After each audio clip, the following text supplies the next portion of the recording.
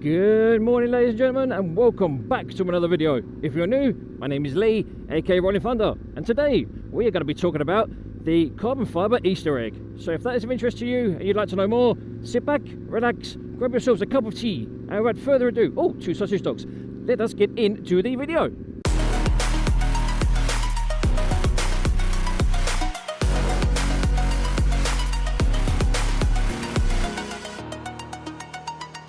So ladies and gents, how are we all doing? I hope you're doing well. As you can see, I've employed the Insta360 X3 today, just so you guys can see something different other than just what I'm seeing. Now the topic of today's video is the carbon fibre Easter egg. And if you're wondering what that is, allow me to explain. Now what I'm talking about today is the very swanky, the very cool, the very new, the very blingy Alpinestars Supertech R10 helmet. Now this helmet has been in 10 years of development according to Alpinestars. It's made with 3K carbon fibre. That's right, you heard me, 3K carbon fibre. It has adjustable headliner, adjustable cheek pads. It has recesses for speakers for a comms unit. It's one of the most aerodynamically sound helmets on the market, from what I gather from the information that we've had at my work, obviously. The helmet itself is super lightweight. And when I say super lightweight, I'm talking, this helmet is around about 1400 grams in a size medium and a large, if I remember rightly. It has a lot of cool features which I'm going to go through, and I'm going to start off with the one thing that everyone needs and wants from a race helmet, and that's a dark visor. It comes with a dark visor in the box. It comes with a pinlock insert. It also comes with tear-offs as well, so if you're a bit of a race addict and you want to use it for track days or racing, it has the tear-offs there, so you can whack it on the visor, whether it be on the clear or the dark tint. It makes absolutely no difference. You can put the tear-offs on both. The aerodynamic profile of the helmet as well is nuts, and when I say it's nuts, I mean it's verging on MotoGP levels of nuts. The helmet is also ECU approved, FIM approved, EC 2026 approved as well. So it ticks all the boxes for all you nerds that like statistics and certifications and so forth. It meets all of those standards and more. It has the ability to have the head pad adjusted to actually change the pitch of the helmet itself. So for example, if your head is a bit of a weird shape and the helmet needs to be pitched up or down depending on your riding style, it can be done so fairly easily with a couple of snaps in the headliner area of the helmet. It comes in a variety of different colours, from gloss black carbon to white carbon to 3 different graphics, I think. There is one thing, however, that I find a little bit naughty with the Supertech R10 helmet, is that in the blurb that I've read online, it's supposed to come with 2 different length spoilers, or so I thought. Now at the back of the helmet itself, where the spoiler actually lives, on the graphic versions, you can have a extended spoiler put on. Now when I read this, I thought this was for every one of the helmets, but I was wrong. The Supertech R10 extended spoiler is only available for the graphic options. And this is where it leads me on to the price of the helmet. For the plain carbon and the plain white helmet, you're looking at around £849.99 UK pounds. If you want the graphic options, you are looking at £999.99 UK British pounds. £1,000 for a helmet just because it's got a paint scheme on it.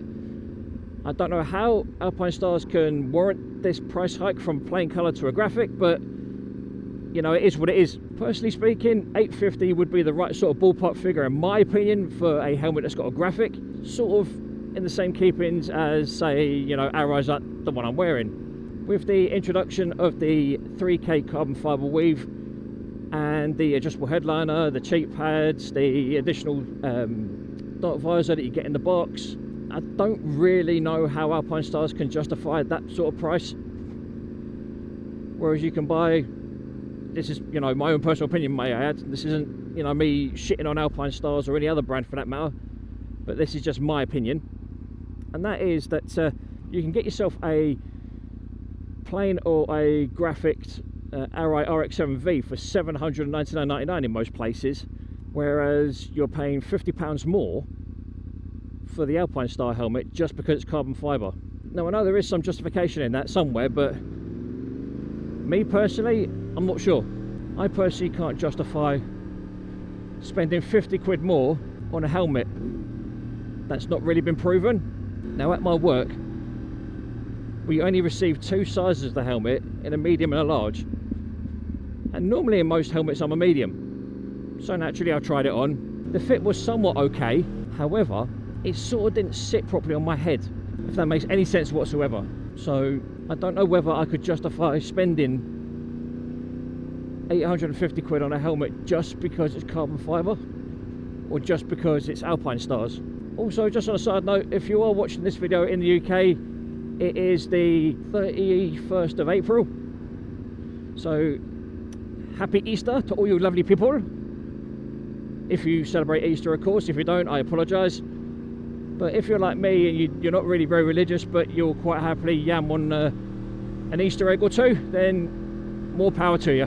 The Alpinestars SuperTech 10 helmet, or sorry, should I give it its full name? The Alpinestars SuperTech R10 motorcycle race helmet. Don't get me wrong, it looks cool. It's relatively light. Well, I mean, it's very light. I'd be doing it a disservice if I said it was only relatively light, because it's lighter than my Arrow, I put it that way.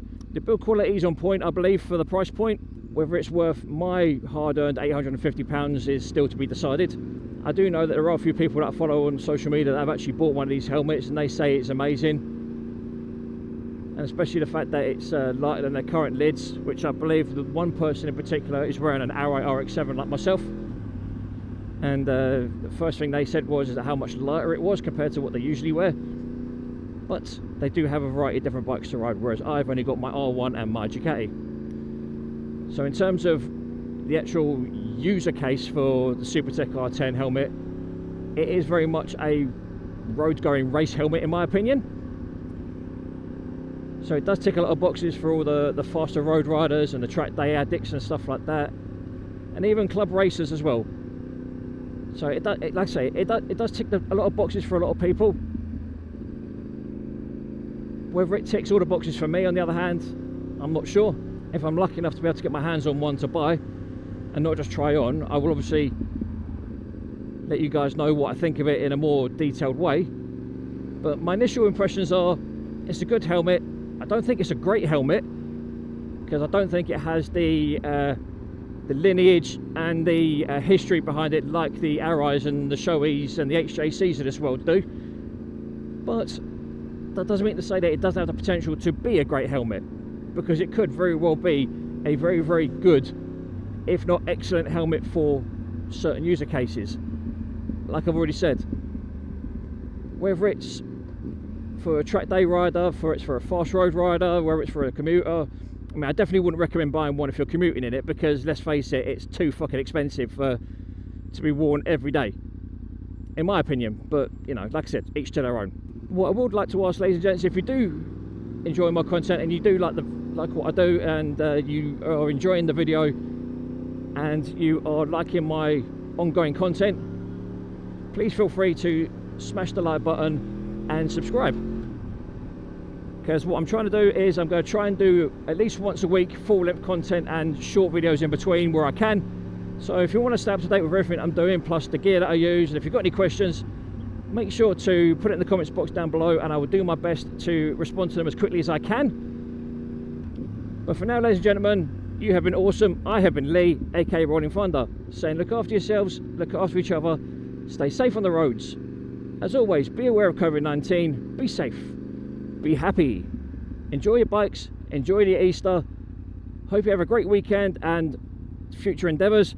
But for now, ladies and gentlemen, as always, like I said, you've been awesome. I have been Lee, aka Rollin Thunder, saying look after yourselves, look after each other, be safe on the road, and as always, adios.